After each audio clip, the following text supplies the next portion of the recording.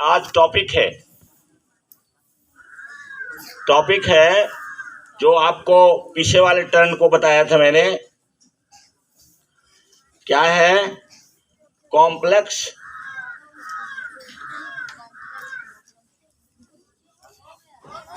बता रहे हैं, कॉम्प्लेक्स प्रॉब्लम सॉल्विंग।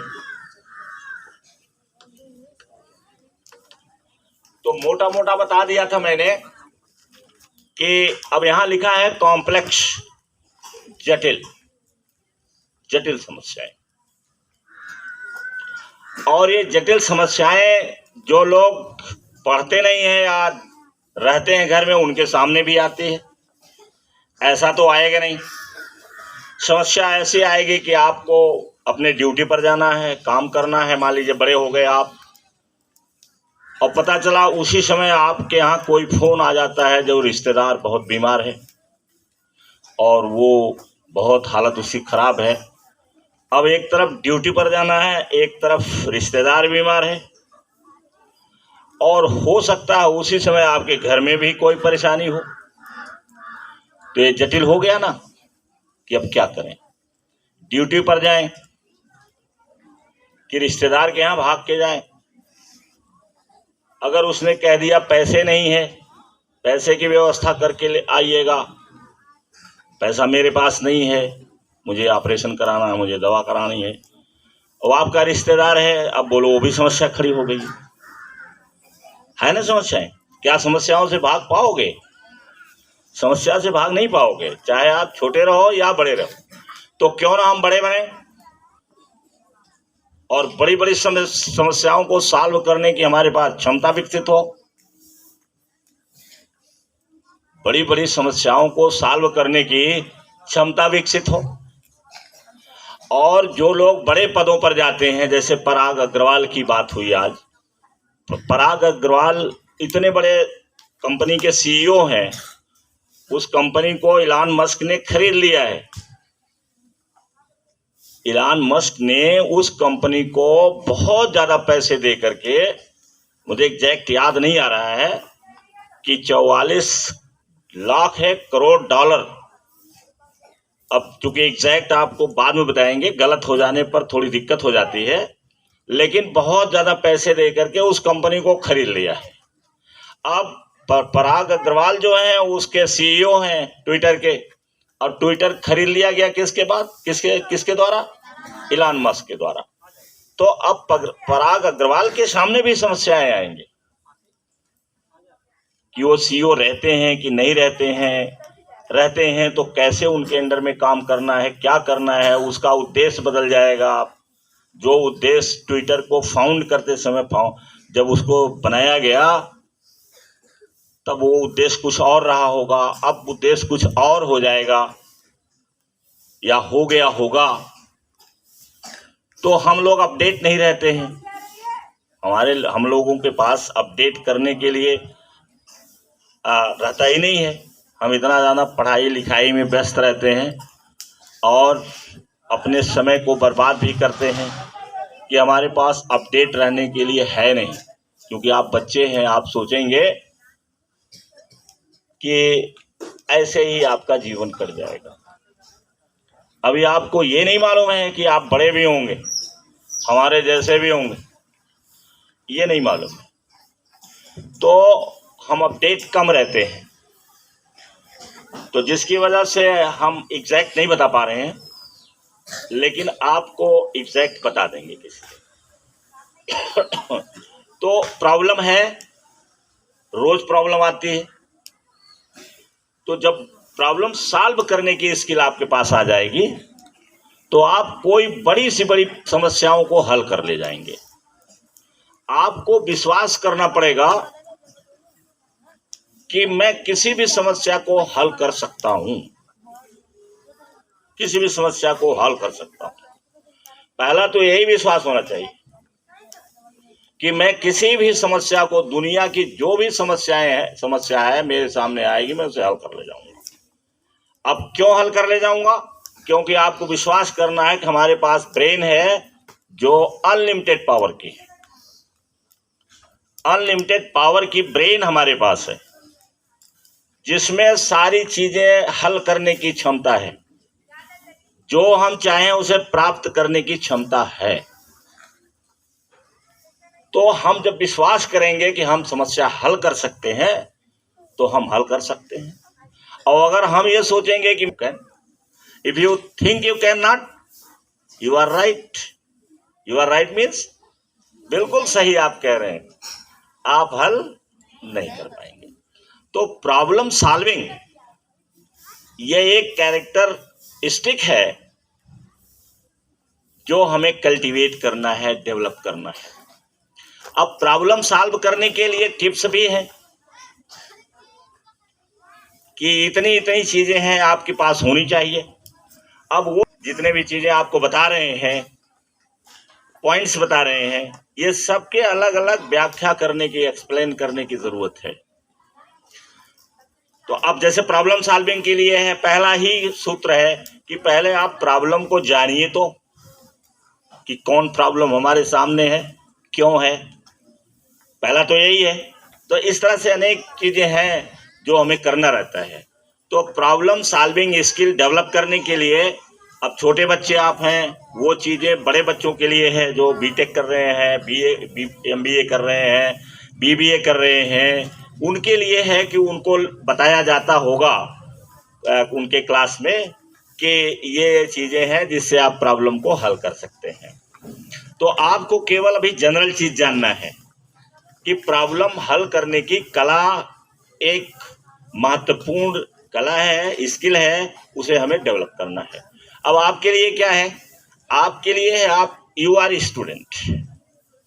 आपके लिए क्या है कि आप पढ़िए, जो रोजाना पहला सूत्र है कि आप पढ़िए।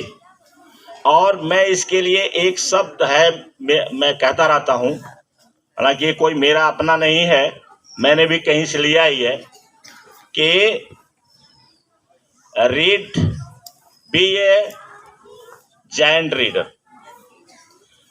तो भूत की तरह से पढ़िए, नहीं इतना पढ़िए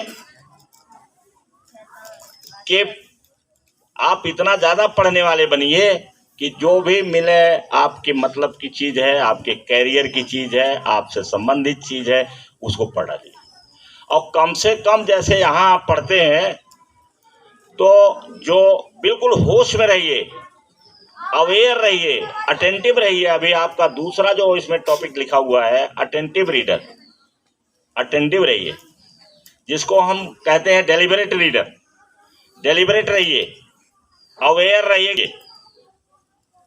मैथमेटिक्स है, आप इतना ज़्यादा उसको हल करिए कि आपके दिमाग में एकदम बैठ जाए, वो फिगर बन जाए, और कैसा भी उससे घुमा फिरा करके सवाल पूछा जाए आप उसे बता ले जाइए। ऐसे ही दूसरे सब्जेक्ट में भी, अब टीचर कहता है वो लोग टॉपर बनते हैं, ऐसे ही पढ़ाई में भी है। आप ये नहीं है कि सुनिए, केवल सुन लीजिए, यहां से सुना आप इधर से निकाल दीजिए, नहीं।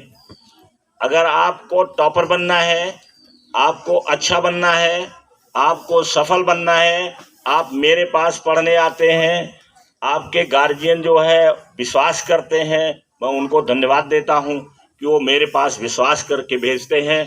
तो आपके गार्जियन यहाँ भेजते हैं और आप यहाँ आते हैं, और जब मैं पढ़ा रहा हूँ आपको, तो आप मेरी बात को मानिए, उसको फॉलो करिए कि आप इतना पढ़िए कि आपके दिमाग में वह छप जाए। ये है पहला काम, तो आपका यही है। और उसमें प्रॉब्लम दी रहती है, मैथमेटिक्स में प्रॉब्लम है, साइंस में प्रॉब्लम है, सिस्टम प्रॉब्लम है, इंग्लिश में प्रॉब्लम दी रहती है, क्वेश्चन दिए रहते हैं, उसको हल करिए। तो आपको छोटी छोटी हल करने की क्षमता बढ़ेगी। अब आपका कॉन्फिडेंस लेवल बढ़ेगा। जैसे एक चीज आप जीत जाइए छोटा सा, आपका मनोबल बढ़ जाएगा। आप यहाँ बोलते हैं, आपके लिए ताली बजा दी जाए, आपको शाबाशी दी जाए, आपका मनोबल बढ़ जाएगा, अगली बार और जो है आप आ जाएंगे। ये साक्षी वगैरह कैसे अभी कह दो, सबसे पहले हाथ उठा देंगे। क्यों? क्योंकि बोले तो कभी इनको शाबाशी दी गई, तो कभी ताली बजाई गई, तो इनका मनोबल बढ़ गया। तो जैसे ही आप कहिए अभी कि आओ यहाँ, कौन आएगा? तो अब ये हाथ उठ जाएगा तुरंत, आप पीछे रह जाओगे, ये हाथ उठ जाएगा। तो जब आप आओगे यहाँ या कोई काम करोगे, आपको अगर एप्रिसिएशन मिल जाता है कि आप अच्छे हो, तो आपका मनोबल बढ़ जाता है। तो प्रॉब्लम सॉल्व तो हमको यहीं से सीखना है, अपने बुक्स से। जिस क्लास में आप हैं उसी क्लास में हमने बता दिया कि डोंट डिपेंड ओनली टीचर्स,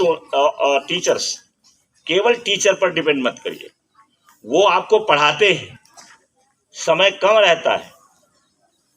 अब आप जब घर जाइए तो डोंट वेस्ट योर टाइम। जान लीजिए कि foolish people waste their time and wise people invest their time. वो अपने टाइम को इन्वेस्ट करते हैं। वेस्ट करने में, इन्वेस्ट करने में अंतर है। वेस्ट करने का जैसे बिजली है, अगर आप ऐसा काम करते हैं कि जिसका कोई फायदा नहीं है, तो वेस्ट ऑफ इलेक्ट्रिसिटी हो गया। इन्वेस्ट करना कहाँ है कि आप ट्यूबवेल चला रहे हैं, आप पढ़ रहे हैं बल्ब से, आप पंखे चला रहे हैं, जनरेटर चला रहे हैं, जहां पर इसका काम लाभदायक है, ये इन्वेस्टमेंट हो गया। आप पैसे ले गए बाजार में, खा पी करके उड़ा दिए, जो नहीं जरूरी चीज है उसको भी खरीद लिया आपने, ये वेस्ट हो गया। इन्वेस्ट क्या है कि आपने बुक्स खरीदा, किताबें खरीदा, अपने पढ़ाई से संबंधित चीज आपने खरीदा, आप कोच के पास गए, किसी ट्यूटर के पास गए, उसको आपने फीस दिया, ये इन्वेस्टमेंट है। इसको इन्वेस्टमेंट कहते हैं। और कहा जाता है the best investment of money is in education, in buying books, किताब खरीदने में। फालतू की चीज मत करिए, वो वेस्ट ऑफ मनी है। तो जब आप इतने जागरूक हो जाओगे कि हम टाइम को वेस्ट नहीं करेंगे। अब जैसे मान लीजिए, ये नहीं है कि आप पढ़ना ही पढ़ना है। अगर आप प्लेइंग करते हैं, आप खेलते हैं अपने शरीर को ध्यान में रखते हुए, अपने स्वास्थ्य को ध्यान में रखते हुए, और उसका एक टाइम टेबल आपने बना रखा है, तो that is not waste of time. अगर आप खेलते ही रहते हैं, थक करके चूर हो जाते हैं, घर आते हैं सो जाते हैं, तो वो क्या होगा? Waste of time. लेकिन वही जब खिलाड़ी कोई होगा और वो खेलता ही रहता है, सोते समय भी खेलता है, उठ करके भी खेलता है, तो उसका वेस्ट नहीं है, उसके लिए वो इन्वेस्टमेंट है। क्योंकि वो खिलाड़ी है, उसे टॉप करना है, उसे नंबर 1 का बनना है। जब नंबर 1 बनेगा तभी वो सिलेक्ट होगा टीम में, तो वहां वेस्ट ऑफ नहीं है। आपका जैसे विद्यार्थी हो, ये जानना हमको पड़ेगा। तो प्रॉब्लम सॉल्विंग की बात है, तो प्रॉब्लम सॉल्विंग में हमने बताया कि प्रॉब्लम सॉल्विंग आप बच्चेपन से अपने यहाँ से शुरू कर दीजिए, और जो समस्याएं आपके सामने आती हैं उसको हल करिए। छोटी छोटी समस्या, जैसे आपके घर में आपके पास ही एक विद्यार्थी रही है जिसका नाम मैं लेता रहता हूँ, उसका हाथ कट गया है, नहीं, रितिका का हाथ कट गया, पट्टी बांधी गई, अब वो रोने लगी स्कूल आने के लिए। अब उसकी मम्मी ने मुझे फोन किया, गाड़ी चली आई, वो आ नहीं पाई, अब रो रही थी। तब जब मेरे पास फोन आया, मैंने कहा कि कह रहे देखिए जिद कर रही है, हाथ कट गया, कह रही पढ़ने जाऊंगी, और मैं कह रहा हूँ रहने दो, तो रो रही है। तो मैंने कहा वो ठीक कह रही है, मैं आ रहा हूँ। तो मैं गया दौड़ करके उसको ले आया, हाथ में पट्टी बंधी हुई थी, और फिर मैंने कहा कि बाएं हाथ से लिखना भी सीखो। उस दिन मुझे ये याद आया कि अगर दोनों हाथ से आप लिखते हैं तो आपकी समस्या अगर आती है, कहीं उंगली टूट जाती है, कहीं गिर जाते हैं, कहीं चाकू से कट जाता है, दायां हाथ आपका कट गया, बाएं से भी लिखते हैं तो आप बाएं से लिखेंगे, आपकी पढ़ाई खराब नहीं होगी। तो ये क्या है, अगर वो घर में बैठ जाते तो उसकी पढ़ाई खराब हो जाती, लेकिन वो आई और उसी समय से कई लड़के जो है लड़कियां दोनों हाथ से लिखने लगे। यहाँ सचिन आता है, वो सचिन भी दोनों हाथ से लिखता है, चाहे वो कम प्रैक्टिस करता हो। अब मेरा काम नहीं है कि मैं हाथ पकड़ के प्रैक्टिस कराऊं, आपका काम है कि आप दोनों हाथ से लिखिए, दोनों हाथ से प्रयोग करिए। होश रहना चाहिए आपको पढ़ते समय कि हम दोनों हाथ से लिखेंगे। तो दाएं से आप लिख रहे हैं, आपको याद आ गया कि मुझे बाएं से भी लिखना है, बाएं से शुरू कर दीजिए। थोड़ी राइटिंग कम रहेगी, लेकिन धीरे धीरे धीरे धीरे आप दोनों हाथ से लिखना शुरू कर देंगे। तो ये एक समस्या आपके सामने कभी भी आ सकती है। मान लीजिए आप पेपर देने जा रहे हैं, तो पेपर देने जा रहे हैं, तब तक कहीं चोट लग गई, दायां हाथ की उंगली दब गई। अब क्या करोगे? अब फिर इंतजार करोगे साल भर। तो फिर क्या करिए आप, क्योंकि दोनों हाथ से लिखने वाले आप हैं, बाएं हाथ से लिखना शुरू कर दीजिए, उसमें पट्टी बनवा लीजिए, बाएं हाथ से लिखना शुरू कर दीजिए। तो देखो है ना, ये समस्या का समाधान हुआ कि नहीं हुआ? तो करना पड़ेगा, आपको करना पड़ेगा। तो अभी से अब प्रॉब्लम को सॉल्व करने की कला आप यहीं से विकसित करिए। बड़े हो जाइएगा, जब बड़े आप जाइएगा, बीटेक करिएगा, इंजीनियरिंग करिएगा, बीबीए करिएगा, एमबीए करिएगा, या आप कुछ और बनना चाहेंगे, तो वहाँ पर आपको आपके सामने ये सब आता रहेगा, आप उस स्किल को डेवलप कर लीजिए। तो thank you very much, stand up.